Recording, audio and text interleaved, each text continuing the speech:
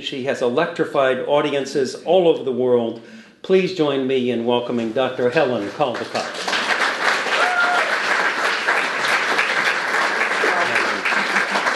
Thank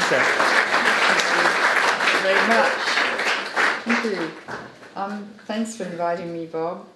And also I want to recognise a real pioneer in this audience, who is Alan Robock, who has been doing very important, significant work on what happens if there's a nuclear war. He started way back with nuclear winter, and he and a group of his fellow scientists did the study which showed if all the nuclear weapons are used, the Earth would be enveloped in a cloud of black smoke for up to 10 years. There would be a short ice age, and everyone and everything would freeze to death in the dark. I think the threshold for that was 1,000 bombs dropping on 100 cities. America's still got 1,000 bombs targeting Russia, and Russia's still got 1,000 bombs targeting America for no reason. And nothing's changed since the Cold War ended. And we thought, thank God the Cold War's over, we can go back and rest. But we got Clinton, who had no spine. Oh, I want to recognise the lovely father from Australia too. And in Australia we'd say someone who's got no spine. We had a Prime Minister who would say, old jellyback. That was Keating. And we really handed Clinton on a silver plate the necessary requirements to abolish nuclear weapons. He had a totally compliant man in the Kremlin called Yeltsin, who was a very severe alcoholic. He had probably Korsakoff syndrome and Wernicke's encephalopathy, which is what you get when you drink too much, affects the brain. And he was very compliant. And so Clinton could have got in Air Force One and flown over to Moscow and said, here, Boris, sign this. We're going to abolish nuclear weapons between Russia and America. And he did not. If we're blown up tonight or tomorrow night by a hacker hacking into the early warning system, and there are 1,000 hackers per day, or someone making an error or a computer error on a 9/11, the state of alert for launching nuclear weapons in America goes from DEFCON 5, 4, 3, 2, 1 launch. It got to 1.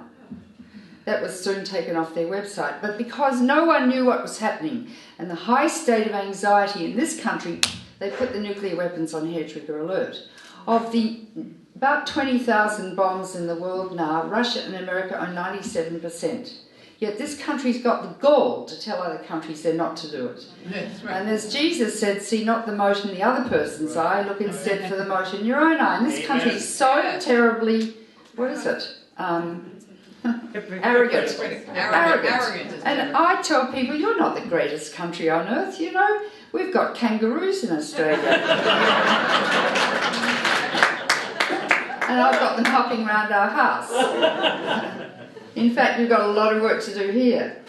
So Iran is following the Non-Proliferation Treaty and the international law. She's allowed to do anything she wants in the development of nuclear power, including enriching uranium. She's not violating the law. Israel's got the 3rd largest nuclear arsenal in the world, so why shouldn't Iran have bombs? Israel's crazy, you know, one bomb on Israel, she's gone. Gone. She's so tiny. So I would have thought they'd be more intelligent than that, wouldn't you? After what they've been through? What? Logic is not part of it. Yeah, I know. Well, you know, I realise after a while what Israel's doing now, you know, you can apply it to psychology, and I'm a paediatrician. People who have been abused, abuse. And I think that's the psychology. My mother beat me a lot, and I started that with my kids, but quickly stopped it. So it's inbuilt in the hippocampus and the engrams, you know, the electrical circuits of memory. I used to think, that's right, Mum did it, that's right, Mum did it, you know. So you can understand it psychologically, but we have to rise out of our psychological abnormalities to some psychological wisdom. The other thing is North Korea. All North Korea wants is to sign a non-aggression treaty with America so they won't bomb the hell out of them, and to trade with them and trade with South Korea. North Korea's been kept separate for a reason, and the reason is the Pentagon needs it. And if you read the history of the Pentagon, I've written about this in my book, what book was it? The New Nuclear Danger, I think, or Missile Envy. That was a good one. And they play war games all day in the Pentagon like little boys. I mean, they are very childish, let's face it. And some of them have undeveloped frontal lobes, I think. I do. I mean, I've got a grandson who's 16. You wouldn't trust him with anything. Hi, Grandma, he says, and goes through the room with his hairy mates. You wouldn't know what they were going to do next. You know, and they're very clever, these kids. And, you know, one might think it's a bloody great idea to blow up the planet one night and hack into the early warning system. I said to a specialist in computers the other day in Madison or wherever I was, you know, why hasn't it happened yet? And he said, well, they just haven't worked it out. So leaving those weapons on hair trigger alert with a 3-minute decision time by Putin or Obama is insane. And they call it national security. I mean, this is a really crazy country. Yes. You know, all the national security you need are the coast guards on each shore, and you've got friendly countries to the north and south. But I've read papers put out by the Pentagon to say if Canada invades America, you know, oh, you've got to be on the watch all the time, like take all your clothes off at the airport, and, you know, that's because of Cheney's paranoia. He was totally paranoid, still is, and he's a sociopath. He's got no moral conscience, and he admits no guilt. And I think I'm very much free-willing, if you'll allow me. I think, you see, if we don't diagnose what causes a disease, we call it etiology. We can't cure it. So how did we cure or prevent polio? Jonas Salk and what's his other name at Harvard? Begins with E. Sabin made the vaccine, but there was Enders. They found the polio virus, and from that we were able to develop the vaccine. That's the etiology. Now, the etiology of this very terminally ill planet, and it is terminally ill, I'll get into that in a minute, is mostly the reptilian brain of many men's minds, which is fed by testosterone or inadequacy thereof. And unless we're willing to start looking at these characters from a psychological perspective, like Rumsfeld was a sociopath, without a doubt. And then there was a guy they sent to Iraq, to the prisons there, to start torturing people, and his name's Steele. He's been in the New York Times recently. He was a sociopath. And I met Reagan. His IQ is about 100, if that, and he was developing early dementia at the time. I met him in the White House and spent an hour and a quarter with him alone and held his hand because he was very insecure and unsure and anxious, and he didn't know anything. I'd just written Missile Envy, and I was packed with figures. So I had to reassure him, and I quickly developed a doctor-patient relationship with him. And I had to assess his IQ, which you do as a doctor. You know, can this patient be responsible enough to put his depository in at 8 a.m. in the morning, sort of thing, and if they're not, then you have to work out what to do with them. Well, it's very scary. It's very scary, and every time I come to Princeton, I think of Einstein. The splitting of the atom changed everything, save man's mode of thinking, and I stress man. Thus we drift towards unparalleled catastrophe. And I honestly, when I wrote my book, The New Nuclear Danger, a few years ago, and I assessed all the near misses we've had with nuclear war, so many in Russia and here. I don't know. And that's what you do with the patient. You know, what are your symptoms? What are your signs? What have you suffered in the past? And then you work out what is wrong with the patient, and then you work out their prognosis. I honestly do not know how we're still here. And it's so interesting that we practice a degree of psychic numbing and manic denial, you know. Look at the New York Times. There's a whole section today on style. What people are wearing, for God's sake. And Bill Cunningham's a sweetie. He takes all those photographs of the people in New York, but he rides around on his bike and films them. I don't know if you saw the film about Bill Cunningham. He's lovely. He's been there forever. And then all this manic sort of stuff about food. And it's a way, or, you know, fur coats or whatever. It's a way of denying reality. It's a way of selling things in people's minds. Yes, well, then we'll get to television. I think the most dangerous thing, apart from nuclear weapons, that ever happened on this planet is television. Because it's a wonderful way to totally brainwash people. And you know when you're tired and you sit down before a TV set, you just actually sometimes go to sleep because you're exhausted. What happens is your brain goes into alpha waves, which are the waves when you're totally relaxed and the brain turns off. Meanwhile, you're being deluged with all these images every second, mostly by advertisers who are advertising hemorrhoid creams, stuff for erectile dysfunction. I mean, the most private things now are public. And it all goes in through the neocortex and lodges in the midbrain. And so you don't even know you're taking it in, but you'll go to a supermarket the next day and they've advertised this awful Kleenex tissue and it's right at the front. And they've done surveys. People pick it up because they've seen it the night before. Kleenex, never use a Kleenex to blow your nose. I'll show you what I use.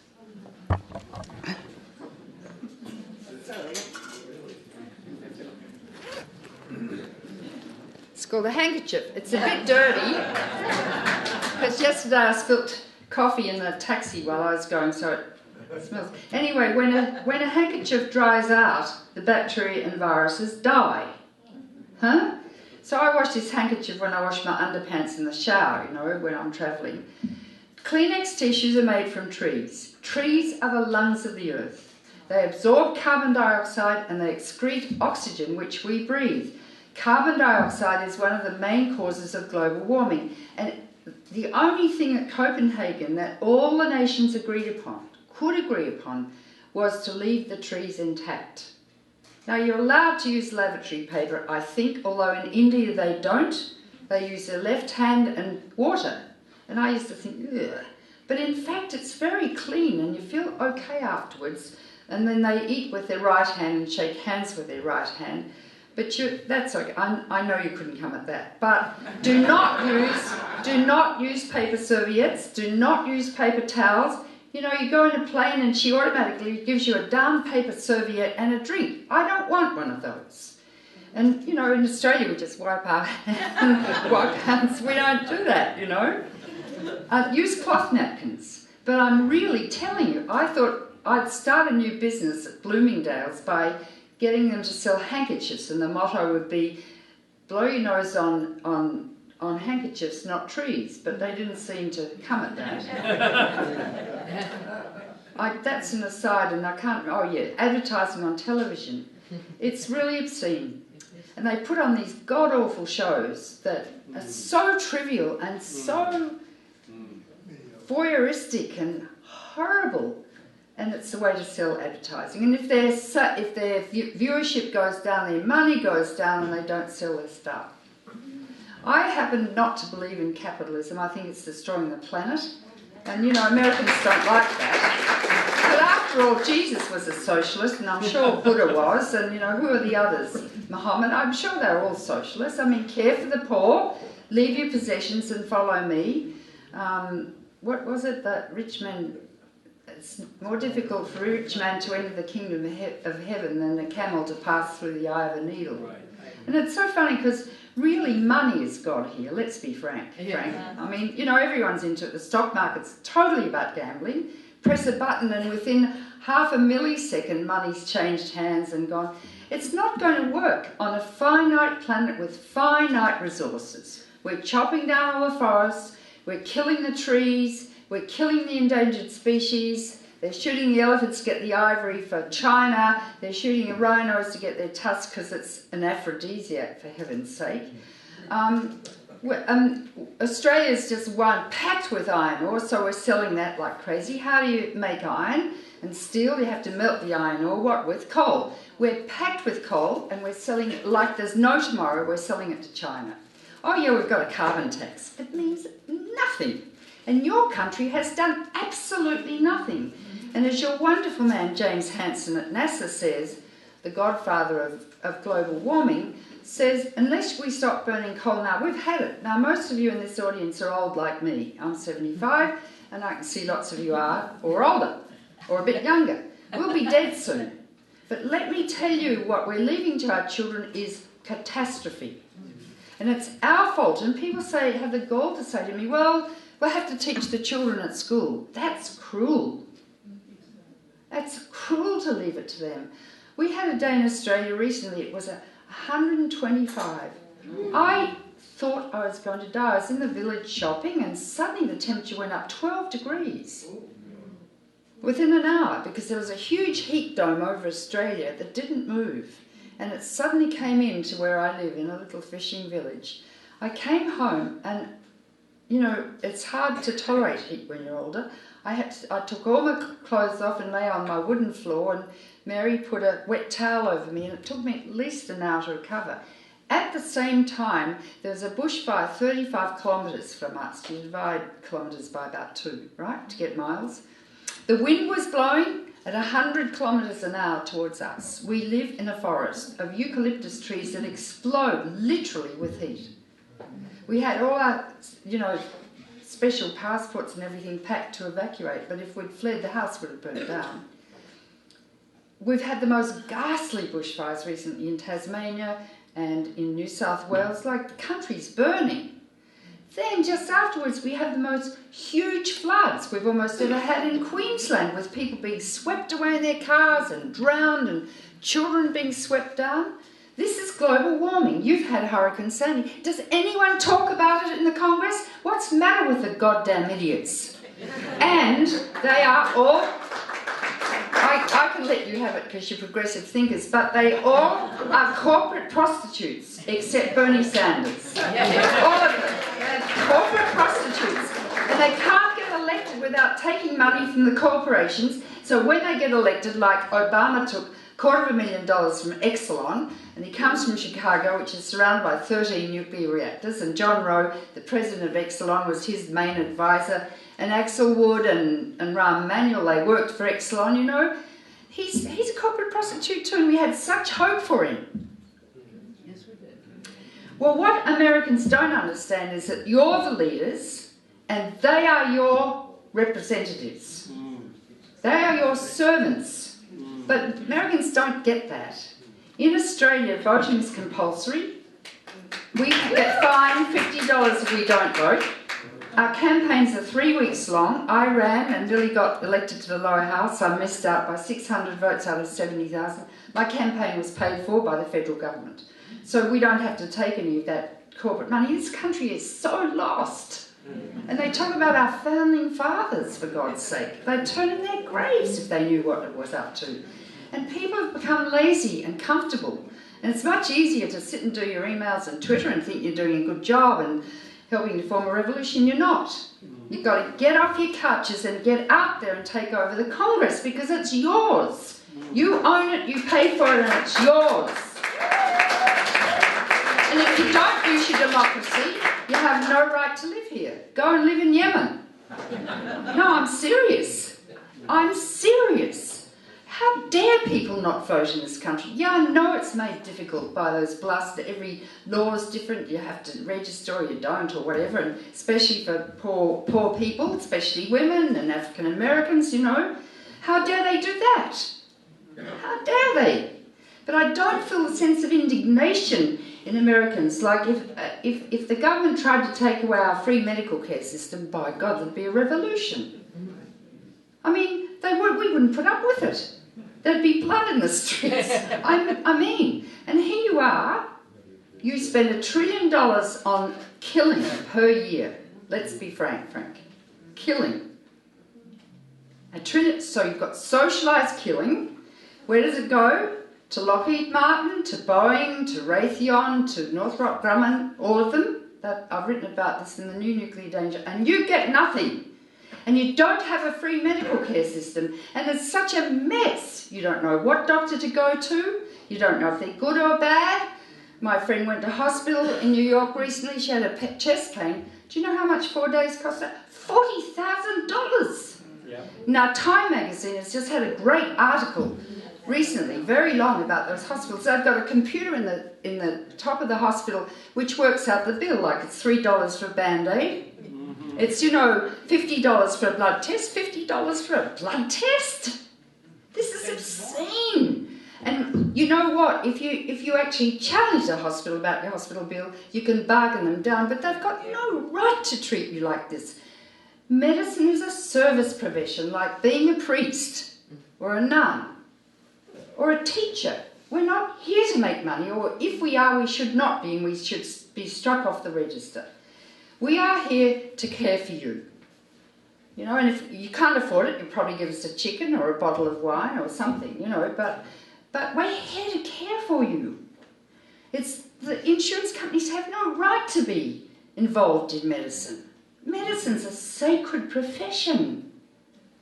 And we train so long and so hard to understand your bodies and to listen to you. You know, and here you have to ring in the middle of the night and speak to some little girl in an insurance company to find out if you can treat a patient. I mean, it makes me feel murderous. I treat my patients the way I must. I used to treat my cystic fibrosis patients at Harvard who were dying. The parents couldn't afford antibiotics for their dying children. I'd never heard of such a thing, ever. And then the head of the AMA said, medicine is a privilege and not a right. How obscene is that? And if you go against the trend, you're a communist. Right. That's why you built the nuclear weapons. It's so pathetic. It's so pathetic. You know, in Australia we go to the doctor, pay our money, go next door to Medicare, and the money's put right back in our hand, in cash. And we all have a general practitioner who's very good. My daughter's one, she's fantastic. And she runs an integrated medical clinic. So, you know, if there's no cure for back pain, you get chiropractor and you get physiotherapy, and maybe you've got a mental problem, you have psychological help. That's decent medicine. And so you all have to go to a GP, and then they refer you to the appropriate specialist. So you're not looking to see who's the best doctor for whatever you've got. You don't understand medicine, you're trying to find it on the internet, you know. Someone's gone to sleep. You've got to wake up. I must be boring. Okay, now, medical care. Guns. We had the most ghastly massacre in Australia about 20 years ago. A young madman got hold of a gun and shot 64 people at Port Arthur, where we used to keep the convicts. The British were very cruel, and they used to send Irish convicts out if they stole a handkerchief or a rabbit when they were starving. You know, our country's been very cruel, and we killed most of the Aborigines and poisoned their water holes. We're worse than you. We're very racist.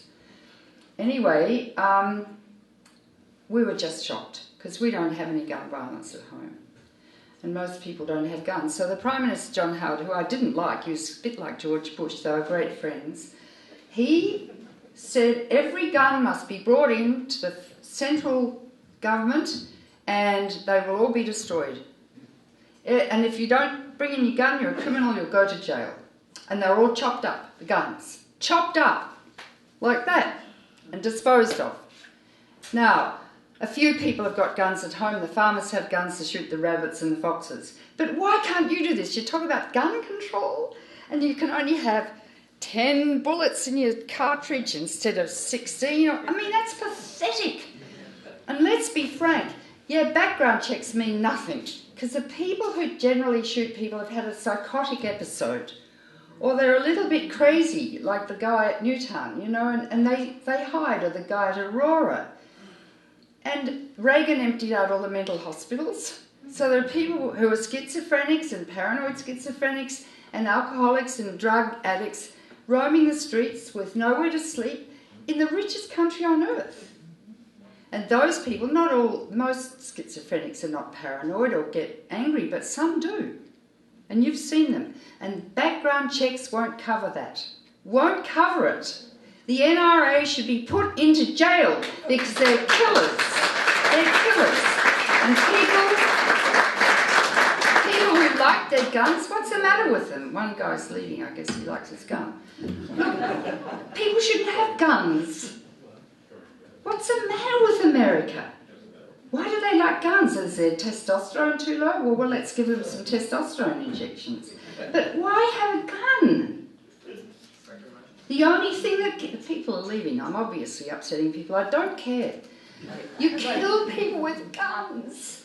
have you ever treated? And then the films are also violent, you know, the cars are overturning and people are being shot, and you never see the end result of the patient lying there with their guts hanging out, you know, or trying to stop the bleeding from their heart and sewing up their heart through a wound in the chest, and dealing with the relatives, and then have to go to a little room in the hospital and say, well, I'm sorry, but your son's dead.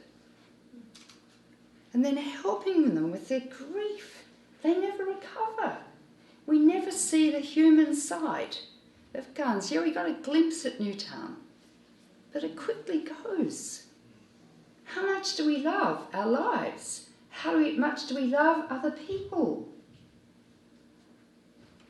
And you can't just go for gun control or reduce the number of guns. They all have to go. Now that might sound crazy, but it's not crazy. It's totally sane, rational and moral. And it's medically indicated. I don't know how many thousands of people get killed by guns in this country per year. 30,000. 30,000? It's more that get killed in Afghanistan. You shouldn't be there either. It's coming up on the number that are killed in a car accident. Right. I don't know. Think of the people in Wisconsin who took over the State House. They were brave. I mean, you've got to show that sort of bravery. I led a naked march down the streets in Los Angeles at a conference where Gorbachev was speaking. With Van Ness, yeah, that's right. We were in a conference just next to where Gorbachev was talking, and who's the clown doctor? Patch Adams, yeah.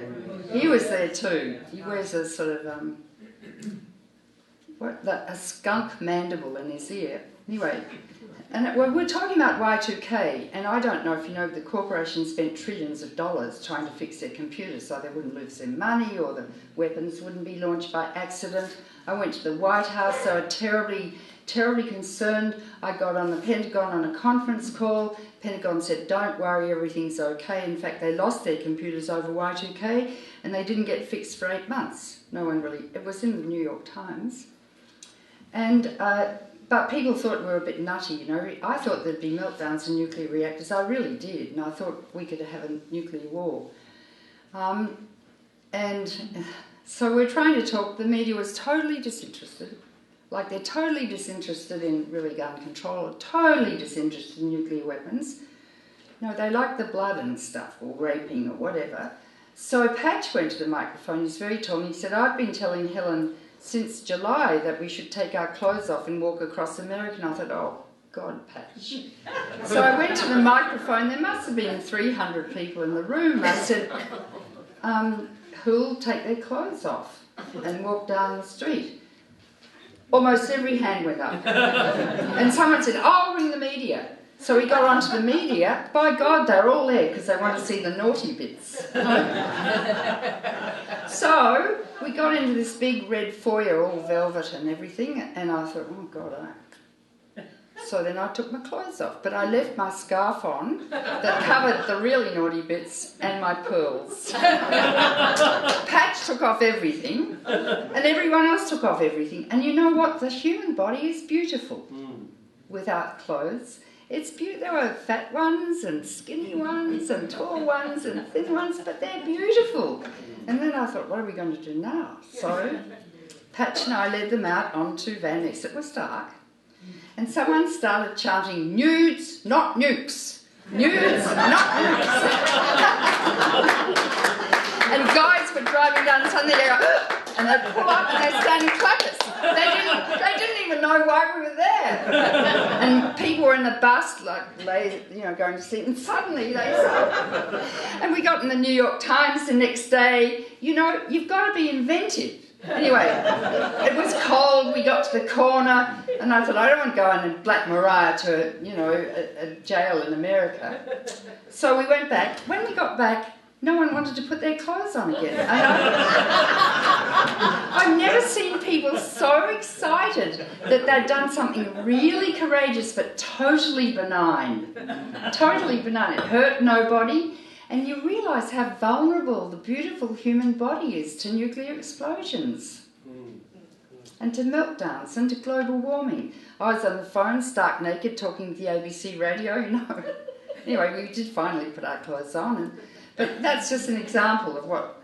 I mean, we've got to have courage, and the media is so pathetic now, we have to work out how to attract it. Huh? Yes, absolutely. And you're all clever, but it depends how much passion you've got in your gut, you know. How much do you really love your grandchildren and your children? When you get up in the morning and look at the mirror, think to yourself, what am I doing today to make sure these kids have a future? What am I going to do to stop global warming? And you know, I've spoken to millions of people in this country. You never know, there's often a diamond in the audience, usually a woman, who'll suddenly do something you have no idea what she's going to do, because after I talk, and I'm not giving you a really scary talk today, I'll be a bit scary in a minute. People go through the Kubler-Ross stages of grief, shock and disbelief. She's mad. Anyway, she said one wrong thing, so I won't believe her. Next is depression, profound. Next is anger, and it's the anger, the white-hot anger, if focused clearly, will send you out on your mission. And finally, it's adjustment. So I'll tell you a story. I was giving a farewell address in a beautiful southern church in Atlanta, and there was a woman in the audience, and I was speaking about nuclear war, and she was an atheist. And as I walked out, she suddenly realised that I was telling the truth, and she felt a sort of aura around me, I don't know. She was so depressed, she virtually couldn't get out of bed for a year. She didn't even have the energy to slice a loaf of bread with a bread knife. One day she woke up and a light went on. She put on a vest, stockings, her high-heeled shoes and her pearls, and she went to the Heritage Foundation. If you know, it's a right-wing think tank funded by Hertz Rent-A-Car, Coors Beer, Holiday Inns, Ocean Spray Cranberries, all our friendly multinationals. She knocked on the door. They said, "Who are you?" She said, "I'm Joan Bouquet." She got a job there for a year. They paid her, and when they all went home at night, she went through all their records to find out what they were up to, like first strike nuclear war and winnable nuclear war. And after a year, she said, "Thank you very much." I don't think they knew. And she set off to speak in every church and synagogue across America, telling them what the Heritage Foundation and the Reagan administration was up to. I could tell you hundreds of stories like that. Because people are... it's amazing, because we've all got different capabilities and capacities and brilliance if we tap into them. I've just left a symposium in New York at the New York Academy of Medicine that I organised called The Medical and Ecological Consequences of Fukushima. And we had the very, very best scientists in the world, people from Russia, Alexei Yablokov, who got 5,000 papers in Russia published in epidemiology and medical journals, translated and published by the New York Academy of Sciences. And all sorts of diseases are caused by Chernobyl and radiation. By now, over 1 million people have died. That's just in the first, 30 years. And the scientists won't accept it because the papers weren't properly peer-reviewed. Huh? Well, they have their own peer review system. It's a little bit sloppy, but the papers are intensely important.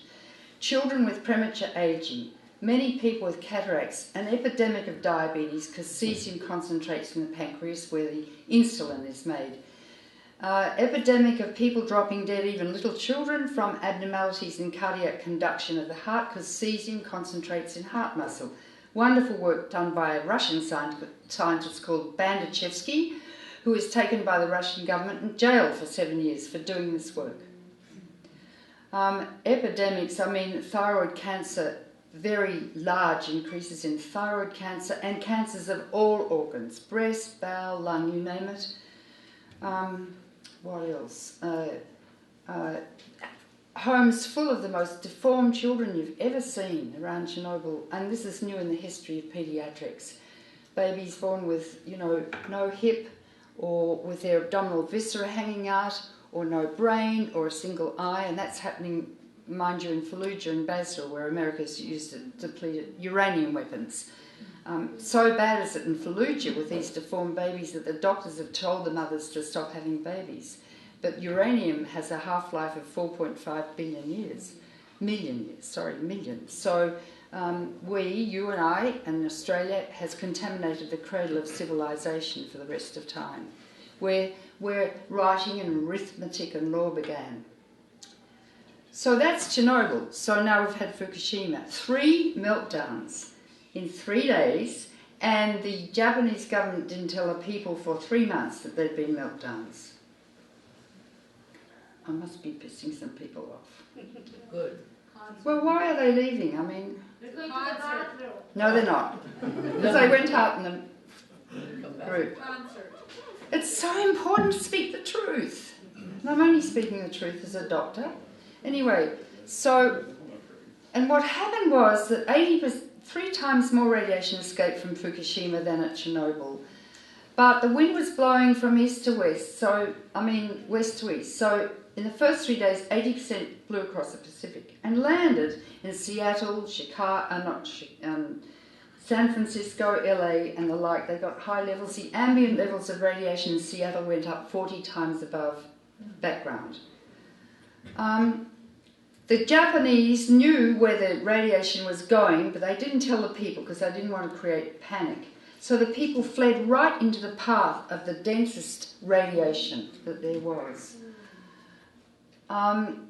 Already they've surveyed over 100,000 children in Fukushima, and by thyroid ultrasound, over 40% have thyroid cysts, fluid-filled cavities and or nodules. 3 have already developed cancer of the thyroid, 7 more are suspected, and that's only 2 years post-accident. We didn't see it for 5 years after Chernobyl, indicating these children got a hell of a dose, not just of radioactive iodine that goes with the thyroid, but all other isotopes, and several hundred isotopes are released from a reactor accident. So we extrapolate from Chernobyl to Japan. 10,000 people are still living in areas where the Russian government evacuated people because it's so highly contaminated. Children are there playing outside in terribly contaminated areas. They took soil from Tokyo and dust from a 10th floor apartment and tested it. It's got americium, uranium, strontium, cesium in it. So radioactive is it that here it would be sent to a radioactive waste dump. That's Tokyo. 35 million people live there. The conference was opened by Naoto Kan, who was the former Prime Minister at the time. He saved Japan because TEPCO, Tokyo Electric Power Company, was going to evacuate its workers. Had that happened, the whole thing would have blown. And then Fukushima Daiichi, a few miles down the coast, would have also blown because those people would have had to evacuate. And he said they were talking about evacuating 50 million people. Where do you send 50 million people in Japan that's so densely populated? The food is very radioactive in many areas of Japan's tea grown south of Tokyo is radioactive. Do not eat any Japanese food, fish, miso, seaweed or anything. Don't, because you don't know what's radioactive and what is not. I know some people think it's healthy. Fukushima, most of the rice in Japan's grown there. They're picking very radioactive rice and they mix it with non-radioactive rice and sell it. They are selling the food to people in Fukushima and the school children, and children are 20 times more radiosensitive than adults to radiation. Fetuses thousands of times more so. And because they want to support the Fukushima farmers. There's a huge cover-up in Japan, much worse than in Russia. Interesting, isn't it? Because Japan makes the reactor vessel in which they put the core and they're exporting nuclear power all over the world. Nuclear power plants make about 500 pounds of plutonium a year. Plutonium lasts for 250,000 years. You need only 10 pounds to make a bomb. It's the most toxic substance known, such that 1 million for the gram will give you cancer. And so America's exporting bomb factories with impunity. And they worry about Iran. And they're selling them to Saudi Arabia, United Arab Emirates. I mean, people with really stable, really good governments, good democracies. And anyway, plutonium lasts for so long, you might have a stable government. Then next year you might get a dictator, or one like Reagan, or you had a defence secretary called Forrester, who had a psychotic episode and thought that the sockets of the beach umbrellas were talking to him. You see, in medicine, you can't think that everyone will remain sane always. I was once called to a house, a man had been at a business conference for a weekend, and he got home and he literally became psychotic. He called me because I was a general practitioner, and I went there, and his wife was cowering in the corner, and he was chasing me around. You leaving, love? No, I just have a wayward linen. I thought so. Sweet. Okay. He was chasing me around, and I was trying to stick some Ligactor in his bottom, with a needle through his pants, sticking his hand up my skirt and saying, bitch, bitch. Now that man was totally sane the day before.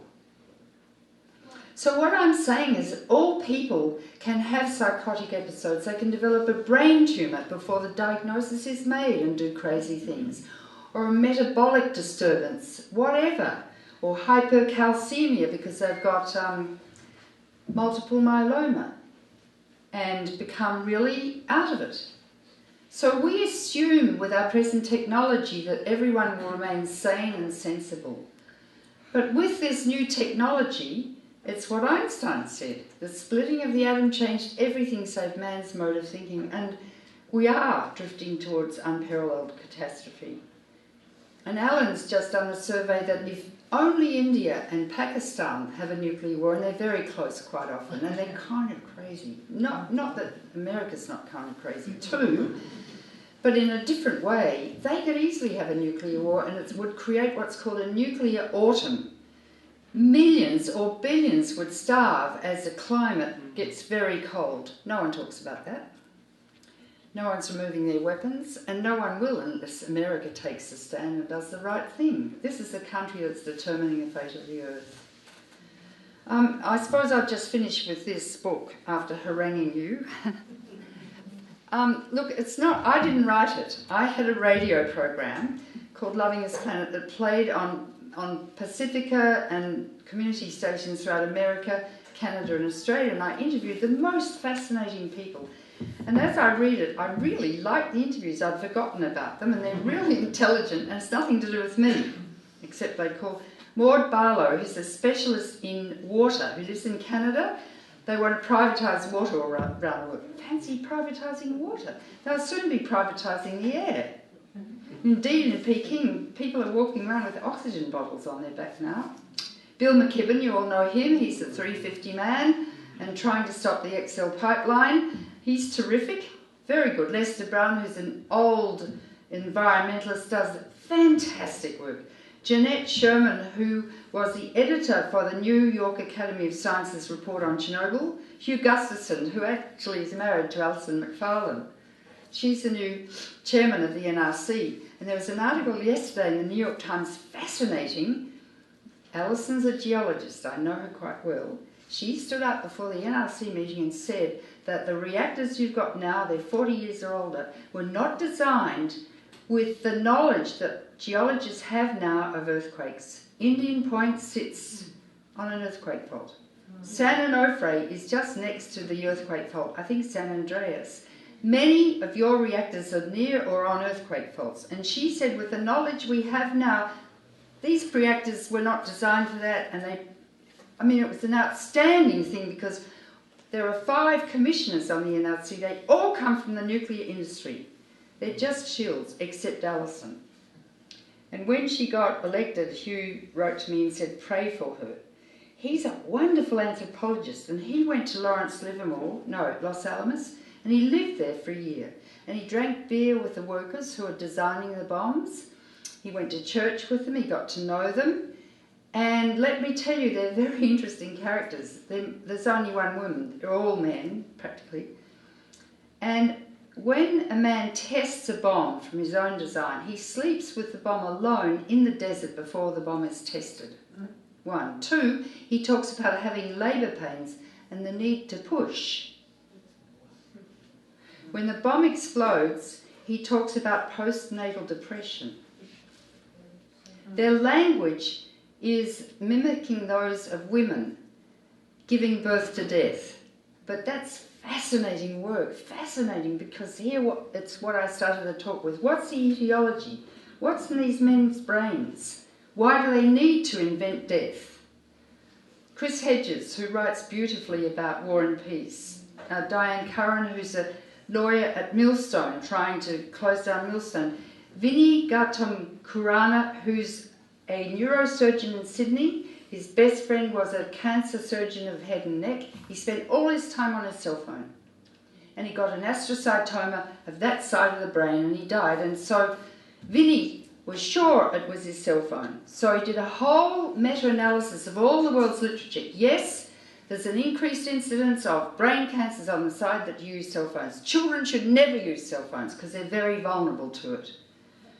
David Krieger, who's got a war and peace thing talking about nuclear war. Carol Gallagher, who, wonderful photographer, took photographs of people who've been living in radioactive areas in this country. Jonathan Schell, you all know Jonathan Schell? A brilliant, brilliant man, fate of the earth. Bill Hartung talking about international trade in weapons. And I could go on. Daniel Ellsberg, Martin Sheehan, he's a sweetheart. I've been at many demonstrations with him at Los Alamos. He walks up to the line that the police said, kneels down and says, "Our Father," gets up and walks straight over and gets handcuffed and taken to the police station. He's a wonderful, wonderful man. Gave a brilliant interview. Lily Tomlin, who's one of my dear friends, she's not just a comedian but brilliant. And she just went on and on about nuclear weapons and how crazy it is. Michael Madsen is from, I think, Norway or someone. He did a film called Infinity. Now, in Finland, is it Finland? They're building a huge underground storage for radioactive waste from their reactors in the granite. You've got 64,000 tonnes of this stuff atop your reactors, liable to be, and with a roof like, it's a tin roof they have over their cooling pools. You've got nowhere to put it. And he spoke, it was the most brilliant thing I'd ever read or heard about your EPA says your radioactive waste must be isolated for 1 million years. And he went into the philosophy of how we think. They're employing anthropologists at the Department of Energy to work out what signs they're going to put on radioactive waste dumps that people will understand 500 years hence. Jesus didn't speak English. I mean, we're really mad. But the radioactive waste will inevitably leak and concentrate in the food, concentrate. And so we are leaving our descendants a heritage of epidemics of cancer, leukemia, deformed babies and genetic disease for the rest of time so we can turn our lights on. Einstein said nuclear power is a crazy way to boil water. That's an extraordinary interview. Bob Herbert, who writes for the New York Times, he gave a wonderful interview, and so on. So I guess I would say there are 3 things that we have to do, and we can do it, otherwise I wouldn't talk to you like this. If there was no hope, I'd go home and become a hedonist. One is we can close down all the reactors in your country if you've got the guts to do it, and I'm challenging you. Because I'm 75, I'll be dead soon, but, you know, it's your country. 2, we have to abolish nuclear weapons. Actually, I think Obama's ready, but he said, I need your help, and people aren't helping him. You're too silent. And it's good to come to meetings, but that's not going to do it. You know, it's good emailing it. It's not going to do it. You've got to be brave and courageous, like we were when we had the Naked March. You know, if you all went to Congress in the summer, because it's not cold, and you all stood around and, in a whole circle around Congress and took your clothes off, do you think you wouldn't get worldwide media? And it's benign. And there's no law against being naked. Well, it's too bad. I mean, that's pathetic. And you say our bodies are totally vulnerable to nuclear war and nuclear meltdowns. Finally, there's global warming. Don't tell me you can't fill this country up with solar panels. I'm in California, there are hardly any. Solar panels on every building in America. Even in the winter you can collect solar power, like Germany does. Solar panels on all the parking lots. You take your electric car and plug it into the grid. Don't plug it into the grid now because that's a carcinogenic electricity or a global warming electricity. Do you all know where your electricity is generated? Where? Coal. So it's global warming and we're going to kill our kids. So, and then there's enough wind west of the Mississippi to supply the whole country with 3 times the electricity you currently use. We just have to upgrade the grid. Let's do an FDR and a New Deal to save the planet, you know? And if you're interested in money, the people who get into it will make a lot of money. But I don't give a damn about money. I care about, you know, the future of evolution. I once said to Carl Sagan, "Carl, do you think there's any other life in the universe?" And he paused for a long time. He said, "No." And I said, "Why?" And he said, "Because if any species had developed the wisdom and intelligence we have, they would have destroyed themselves." Americans waste 28% of the electricity they currently use. There's such a sense of entitlement in this country. I know you throw away 40% of the food. When millions of starving little children don't get enough food and their brains aren't developing properly. We've got to fix it. And so, unplug everything at night. Just pull the plugs out. Don't leave your computers asleep. They eat up energy. Your televisions, everything, lights blinking all up. Turn them all off. Never use a clothes dryer again. GE makes clothes dryers good things for life, like irons, clothes dryers, stoves, nuclear power plants and nuclear weapons. So they want you to use their electricity. Hang your clothes outside in the sun in the summer. I've never used a clothes dryer. We always hang our clothes outside. And in the winter, hang them up by the furnace in the basement. Think of ways you can save electricity. Know that every time you walk through a door that does that, it's a carcinogenic door or a global warming door. We're so unconscious. You go into the bathroom at the airport, the lavatory, and, you know, the dryers are global warming dryers or carcinogenic dryers. How dare they do that? Why can't we... Anyway, I could go on and on. Those leaf blowers are so loud, they produce a hell of a lot of CO2. The UN means nothing unless America behaves itself. It's this country that's determining the fate of the earth. It's you. You export your terrible advertising and your terrible shows to all over the world. There's a lovely story by, what's his name? Jerry Mander. I love that name, Jerry Mander. There was an Eskimo tribe living in, you know, up in the north in the snow. And the women braided it leather and they dried the fish and the men went out hunting and everything. And then electricity was introduced and they got television. And the women stayed at home and started praying for the people in Dallas. That's that show, right? And the young children fled and went to the cities. So it's an indication of how powerful this instrument is. I don't know if we can change it, but gee, it's worth trying, isn't it? Don't you think? I mean, Amen. I don't want to die thinking that that evolution and the wonder of this planet is going to end. And it's our generations that's done it. It's our generation in my lifetime. But I know we can fix it because we helped abolish nuclear weapons. We can do it if we've got enough energy and passion and drive.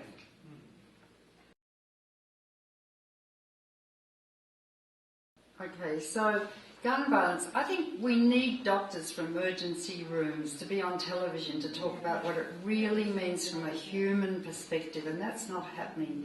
Take the television crews into the emergency rooms, and if the patients are willing, film them. Because that's the only way people will connect with what this really means from a human perspective. I mean, I'll go on television and talk about it, but, you know, they mightn't want me. But and you've got to really push. Because people have to get it in their souls. I mean, when I first came here, you know, everyone said it's better to be dead than red. This was 78. And I said, what? And they said, no, we don't want to be communists. And I said, what? You want to be burnt in a nuclear war? Yes. I thought, this is psychotic. So I got, 23,000 physicians together and we taught people the medical effects of nuclear war. And it's very powerful. I mean, if I dropped a bomb on you now, you'd just be paralysed. It's just ghastly. I mean, I will. Where are we? Princeton. Yeah, all universities are targeted.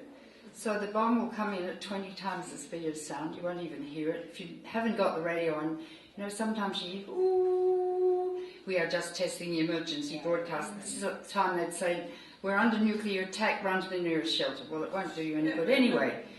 The bomb lands here, you won't even hear it, digs a hole 3/4 of a mile wide and 800 feet deep, turning everyone and everything to radioactive fallout shot up in the mushroom cloud. 5 miles from here in every direction, every person is literally vaporized. That's what happened in Japan. There's a shadow of a little boy in the Hiroshima Museum. We've never before been able to vaporize our fellow human beings. 20 miles out, everyone is lethally burnt, 3rd-degree burns.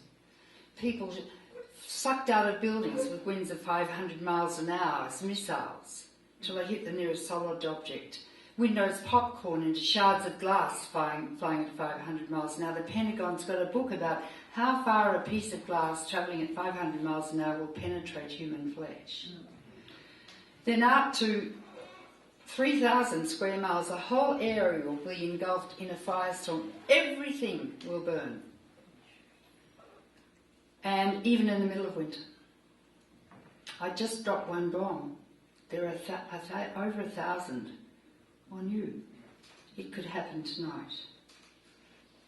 And once people got that inside their gut, they said, God Almighty. And in 5 years, we converted 80% of people to opposing nuclear weapons, and that was the Second American Revolution, with thinking and action sagacious and peaceful. We can do it again. And I think I'll stop haranguing you now, because you've probably had enough, but, you know, get the picture?